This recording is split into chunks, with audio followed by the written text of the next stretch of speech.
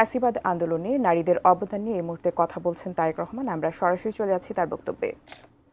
সম্মানিত সদস্যবৃন্দ, এই যে যেই সুযোগটি এসছে আমাদের সামনে, এই সুযোগকে কাজে লাগিয়ে শহীদদের কাঙ্ক্ষিত বাংলাদেশ গঠনের জন্য আমি দৃঢ়ভাবে বিশ্বাস করি আগামী দিন নারীদের ভূমিকা অত্যন্ত গুরুত্বপূর্ণ। আরেকটি দাবি এসেছে, সেই দাবির সাথে আমি একমত। যে কথাটি আমি আপনাদের সামনে তুলে ধরবো বলে নিজেই ঠিক করে রেখেছিলাম। একজন মায়ের চোখে যেমন বাংলাদেশ হওয়া দরকার, তেমন একটি বাংলাদেশ প্রতিষ্ঠা করতে চাইলে, সম্মানিত উপস্থিতিবৃন্দ, আগামী জাতীয় নির্বাচন দেশের প্রতিটি নাগরিকের জন্য অত্যন্ত গুরুত্বপূর্ণ।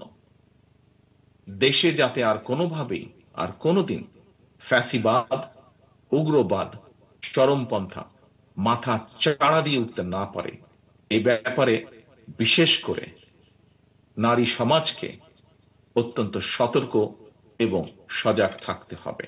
এবং সতর্ক এবং সজাগ থাকার জন্য আমি সমগ্র বাংলাদেশের মা বোনদেরকে আহ্বান জানাই।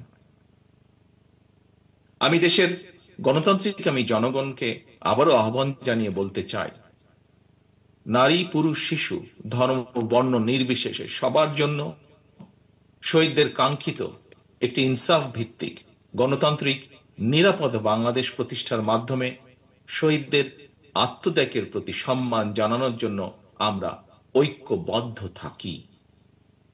সবার জন্য একটি নিরাপদ, একটি গণতান্ত্রিক মানবিক বাংলাদেশ প্রতিষ্ঠার চলমান অভিযাত্রায় অতীতের মতো আগামী দিনেও আমরা আমাদের মা বোনদের সক্রিয় অংশগ্রহণ এবং সমর্থন আশা করি দৃঢ়ভাবে।